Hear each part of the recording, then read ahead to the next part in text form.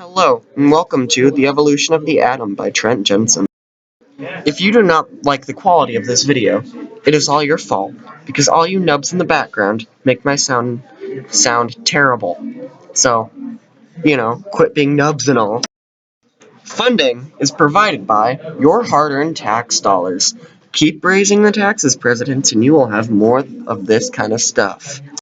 Atoms are in everything. Steve Rock will figure out how the heck the atom came to be. An atom never started as a pretty shape that you see, like this. People first visualized the atom as a ball. John Dalton thought that the smallest material of anything had to be a ball, and he called it the atom, which is what you see. And since it is circular, like a billiard ball, that is why they called it a billiard ball model. The next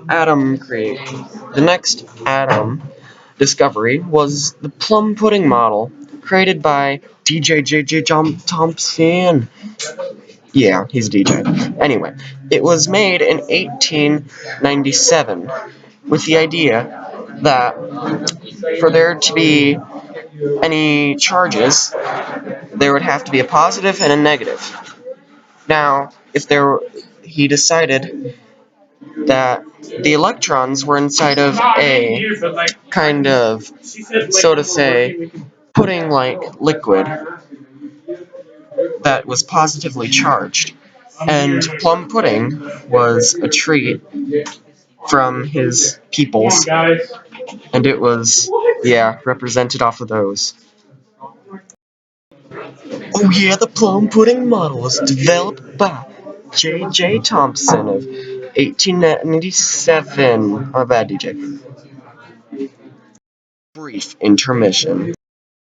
The next model was made by Rutherford. I don't really know his name, nor do I care. But I guess only the science teacher would care.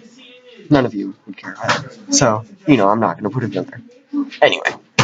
So Rutherford made a big step in the atom autonomy thing.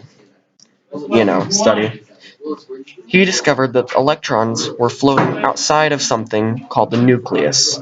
He had not yet discovered neutrons, but he had the protons in the middle, or in the nucleus, with a positive charge, and the electrons on the outside with a negative charge. But how did he discover this?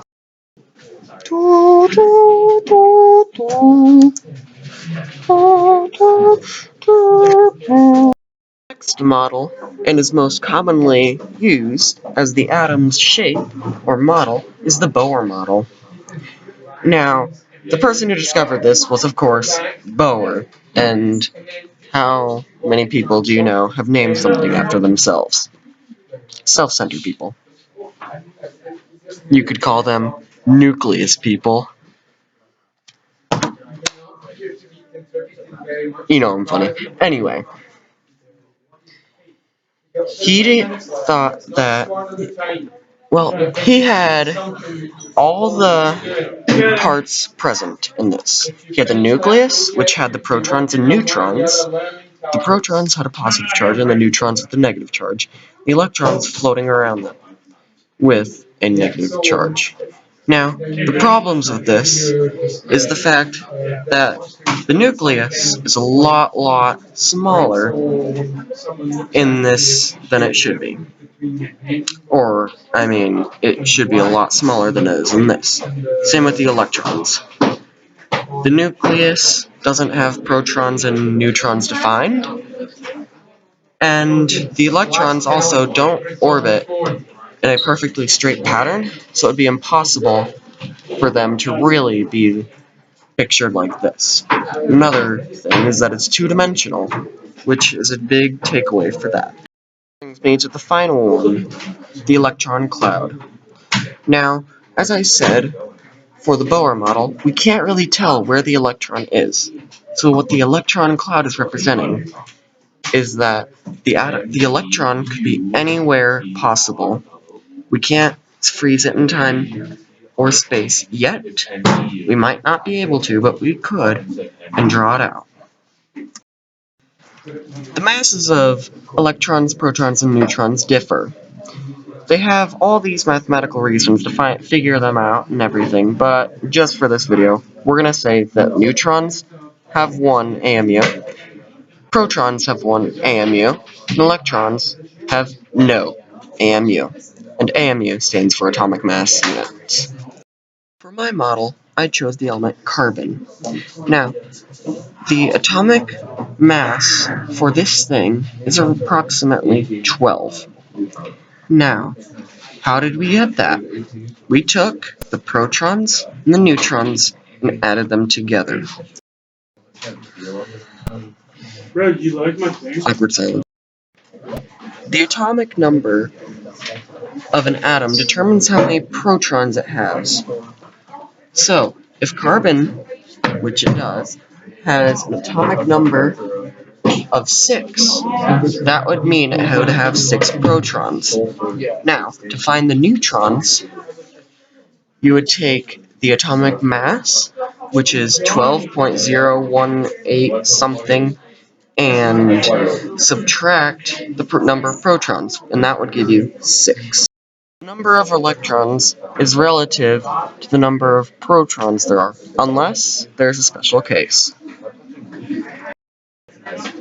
Now, that special occasion is called an ion. An ion is an atom that has a different number of electrons than a normal atom of its type. Now, why does the atomic mass have a weird decimally number? The reason for that is sometimes an atom does not have as many neutrons or has more neutrons than others of its thing. And in that case, it is called an isotope. And when you are averaging the numbers out, an isotope would change the actual number that the normal ones are. There are 4 forces in an atom. The first one is gravitational force, which keeps the electrons in place of orbiting around the nucleus. The second force is strong force. That force keeps the nucleus from separating. The next is weak force, and this force is, as by the name, one of the weakest. The weak force is the atom's ability to stabilize the nucleus. The fourth and final is the electromagnetical force, which keeps opposites attracting to each other. So the electrons stay next to the nucleus and don't go floating off through the air. This is my enthusiasm of this topic. All you nubs made me do this. Thank you for watching.